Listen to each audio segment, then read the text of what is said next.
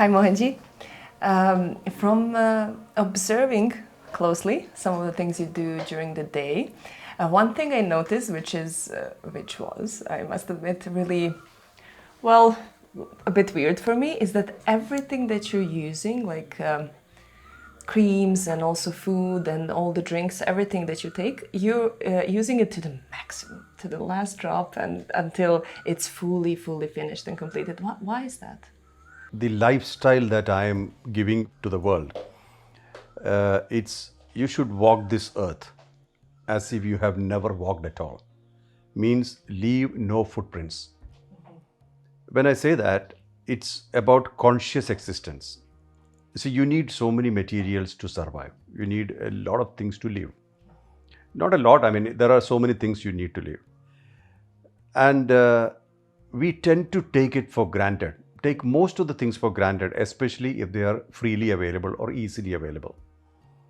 So when something is easily available, it really becomes our responsibility.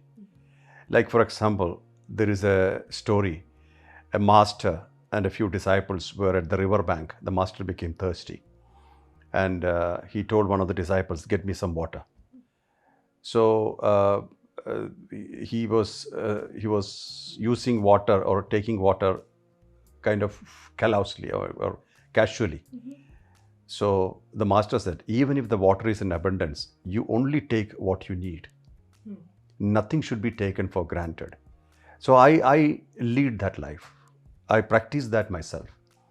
In a way, or in a broader sense, it's minimalism, but not exactly minimalism in its hardcore shape. I do not waste anything.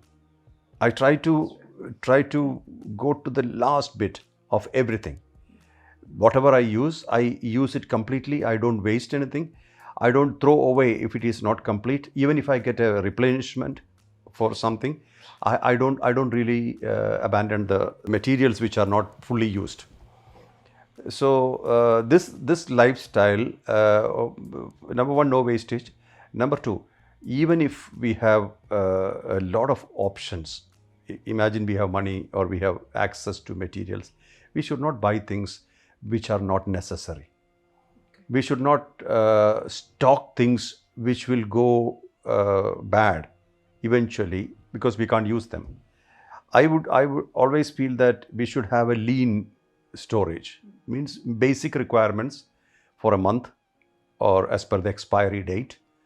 That much time we can store, and by the time we should use them up and get fresh ones, so that there's no clutter in the house, there is nothing wasted.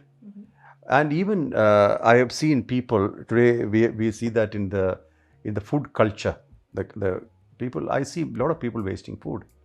They order a lot emotionally.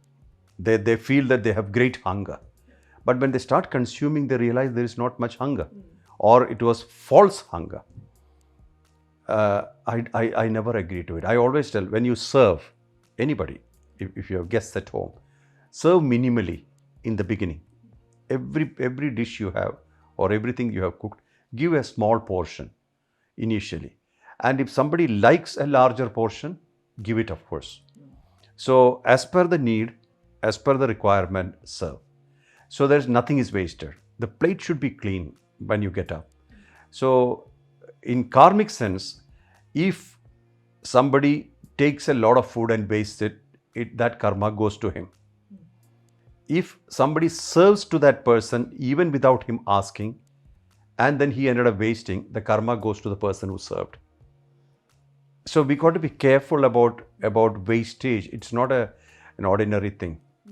You know, in the karmic sense, it is said that one grain of rice, a grain, or a grain of wheat, if we waste, that grain has the capacity to produce another plant. And that plant has the capacity to produce another 1,000 grains. So just imagine what you waste. If you total it up, it could be quite a lot of products or food for the world. And so we should be very conscious about it. And another thing is that, like, if we have food, always share.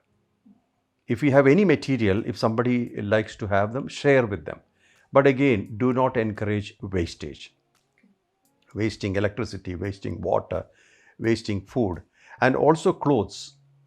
We sometimes overwash it. We can overuse clothes, no problem. You can use the same clothes for a long time if you can do that, which helps. But if we overwash it, wash it every day, etc., the clothes will become very bad very soon. That's not a good idea. If it's dirty, definitely you should wash. Should have clean clothes. It should be clean. Your body should be clean. Clothes should be clean. Everything should be clean. But you don't need a lot of overdoing, or you don't have to overdo it. You don't really have to overdo it. So we got to understand that this existence is a blessing. Our existence, we have a body, we have our brain, we have our environment, our friendships, our people, all the experiences, they are all blessings. And to a great extent, we can make it better. Our experience can be more quality oriented or more quality experience, for which gratitude is a very important element. This is connected. When you don't waste anything, you are being grateful to that thing. So I'm sincerely grateful for everything that comes to me, and I respect everything. Sometimes I get more clothes than I can use, so some of them I don't use, but I'm grateful that I'm getting those clothes. And as you rightly said, I do not use and throw something at random. If something goes away, that's not in my capacity. Sometimes things vanish, or just it just disappears. So that's a different story. But I don't do it myself unless I'm sure that I can't use that anymore. That's a lifestyle that I think we all must follow, especially a civilized generation, because we are adding a lot of garbage into this world for nothing. Actually, we can avoid a lot. Usage of plastic, usage of use and throw items. Like we sometimes don't even care.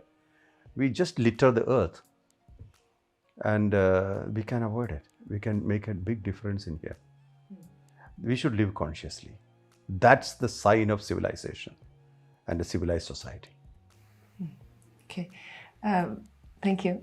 You said we should walk this earth like we never walked on it. Like we should leave it like we never walked. Well, is there any mark that it would be good to leave on this earth? Is it a good thing to leave some good mark? Is it good if after that people remember us, or is that even producing additional karma, or we should really be invisible? Well, as I said just now, respect is a beautiful culture. Respect is a culture. We should cultivate a culture of respect from childhood in our children, in our own lifestyle. We lack it today. We lack respect today. Why did the World War I, World War II, all these things happen? Why did genocide happen? Why did Holocaust happen?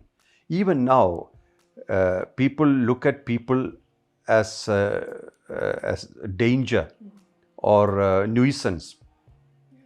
It's all because of lack of respect. So I walk the path of liberation. When I say liberation, existence should be in liberation. You should be liberated. Liberation, translated into daily life, we can call it not needing many things to live. Means you are self-sufficient in a way. You're fine the way you are. If you have friendships, you are grateful. If you have relatives, you are grateful. If you have material, you have things, you are grateful. But that's not determining you. That is not determining your existence. That is not determining your happiness. Means external things are not determining or deciding your happiness. So this culture we can convert into a culture of respect. Every relationship you can respect.